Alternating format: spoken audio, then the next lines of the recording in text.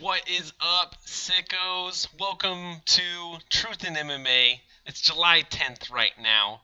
Did Mike Chiesa almost die over the weekend? Found out Mike Perry can't swim. We got RCC Russian Cage Fighting Championship 3 recap and much more MMA news. Let's look into it. It shouldn't be such a big deal. History, science, education, energy, everything has always been controlled by the government since day one. CIA! Look at the time. You figure it out. You try to figure it out. No, it No, seems like because when people they would. look into it, it's common sense. When you look into it, What's up, ladies and gentlemen? So, pretty crazy news that we hear. Kiss is a joke, says Henry Ford. Well, right away, let's jump into this Chiesa news. Sharmat Karsandu, I guess, is a writer for ESPN now. So, congratulations to you, my friend. Awesome news there for you. And he says, a quote, "If 165-pound weight class happens, it happens. If it does, I welcome it with open arms. I'm a big advocate for it. If they add 165 pounds, it would be heaven set. It would be a blessing to a lot of guys." And he's not lying there. Plenty of dudes, Cowboy Cerrone, Jorge Masvidal, James Vick, Kevin Lee, Gunnar Nelson, Mike Perry, Yancy Medeiros. Man, we can go on and on and on with this nonsense. But I'm 100% with this. Apparently, he had a foot injury that ended his weight cut. He came in about 6 pounds heavier than what he normally did. And so he got pretty damn close as far as trying to get down to 156-pound mark. He only reached 157.5. But apparently, he almost died. He truly thought he was going to die. And this was brought to you by the Helwani Show, I believe is where that quote came from. So that's some crazy shit there. Moving on to the RCC 3 recap, we had Alexander Emelianenko take on Victor Pesta early Monday morning, which was a nice surprise on a Monday to get some UFC fights.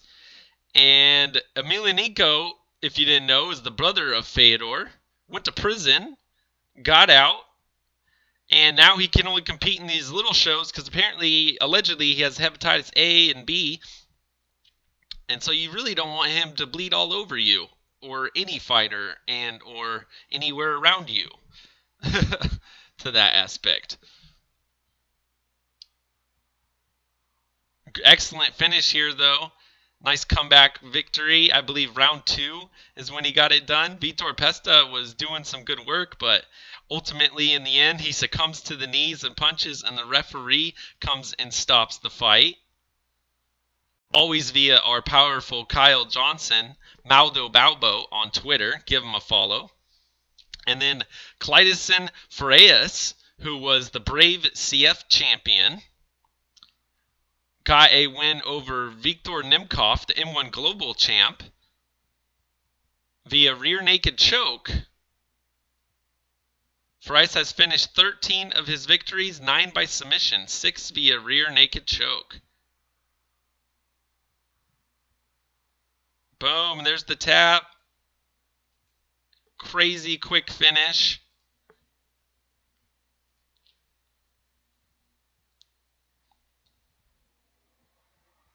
And man, it's not every day you see the guy that's brought in to face the Russian actually get the victory over the guys.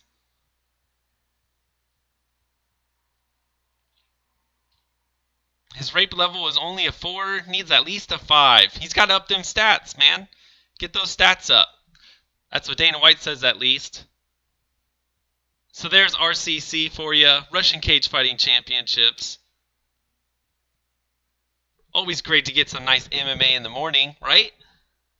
And then RJ Clifford throws up this pretty awesome tweet here. "Two of the baddest men to walk this earth are built like my plumber." There's Fedor. There's DC. And goddamn, does fucking RJ got a point there? These guys aren't shredded to the gills, but they got the skills to pay the bills, man. That's 100% for sure. On we go. The powerful Jon Anik, I guess, in reply to the Michael Chiesa situation. If a fighter says publicly they thought they were going to die during a weight cut, regardless of the reason why, how can he or she ever be allowed to compete in that weight class again? We have a collective responsibility, I would think, to let that happen. I totally agree. So, Jon Anik, why don't you go to your curmudgeon and boss there and ask him why he's so against 165 pounds. 30% of your roster is stuck in just 2 weight classes out of the 10 or 12 that you fucking got, 10 or 12 champs, whatever the fuck. Let's count it. Fly, bantam, feather, light, welter, middle, light heavy, heavy, and then 3 more women's. Because it's to 11, count Cyborg, that's 12. Cyborg's division makes the 12th one. 12 championships, and 2 of your fucking belts are hold up 30% of your roster. Are you listening to me when I tell you this? You don't need fake interim belts. You could have one more real belt for your ass. You could have your fighters that are, 23, 25 years old, grow into their bodies and actually be able to jump up a weight class into their perceived normal weight class. You know, let's look out for fighter safety in this regard. Let's stop these guys that are cutting 20% of their mass. Let's see what we can fucking do about that. Please. Please. But anyhow, back to some UFC 226 news. Mike Perry, who got an excellent victory over Paul Felder in what would have been Fight of the Night if they gave out a Fight of the Night award. Crazy elbows on the inside. Go back and rewatch that shit. MGM's lazy river pool wouldn't let me pay to go in because I had basketball shorts on. Fought for my life. Still can't get no respect. What kind of fucking bullshit is that? You can't even go swim at the pool? What the hell? I don't know what the hell is going on here. This is some nonsense. Mike Perry should have put on his birthday suit and hopped right in that fucking pool. You don't like my basketball shorts? Well, whoop! Just get rid of those bitches. 2% black bitches, can you confirm? Oh, Mike Perry. Never quit, Mike Perry. And this is Brandon Bradford, 11B Bradfo on Twitter. 12 days before the Singapore fight, Tyson Pedro, the Australian/New Zealand up-and-comer, was sitting in a Thai jail next to a couple of junkies and drug dealers. And this, I guess, via Submission Radio, he might have dropped this knowledge. I haven't heard the full thing yet. King Colby jumping in the chat. Steve Johnson. New subscription. New sub for Steve. Steve, thanks for coming by, man. Pulse Reloaded. Henry Ford. Thank you, everybody. And, yeah, so if you guys aren't subscribed to Submission Radio, then we might have to go listen to this Tyson Pedro interview. I know that him and Tai Tuivasa have a podcast called the Halfcast or some shit. I was watching a little bit of that. It's got a nice outdoor setting, a barbecue roasting in the background. So that might be one of the new podcasts I start listening to. But what the hell was going on here just 2 weeks beforehand? This motherfucker got sent to jail? Tyson Pedro, what are you up to, brother? What are you on? And what is ACB? I saw that mentioned in the chat a little bit earlier. Marcel Dorif, Big Marcel 24, give him a follow. ACB London Hashtag ACB 91, not 92, shit, has been canceled due to technical problems. It is not possible hosting an event at this time. Announced fights will be rescheduled for future ACB events. All money from ticket sales will be returned, per ACB Instagram. Brad Pickett was making his return in this fight. Who is he taking on? I'm not exactly sure. This shit's going to get rebooked, though. Kind of sad for ACB. I was excited to see them go to London after being in Nottingham earlier this year. And, you know, it sucks to be an MMA fan sometimes. ACB, I would love to know what's happening here, though. What exactly went wrong? What could we do in the future? Where's Joe? Great question. Where's Joe? And I don't know if you guys all participated in the poll that I put up. But check out this poll. Because of all the talk of DC at heavyweight and his next fight maybe being against Brock Lesnar, DC came on to Ariel's show and said, you know what? You know who might actually be in the running too for a 205-pound title fight? How about Shogun? Shogun's rolling a 3-fight win streak. Brazilian really needs a champion, or at least a guy in a title fight. So how about that? And so I constructed this poll here. We know Alex and Volkan are about to face at UFC 227.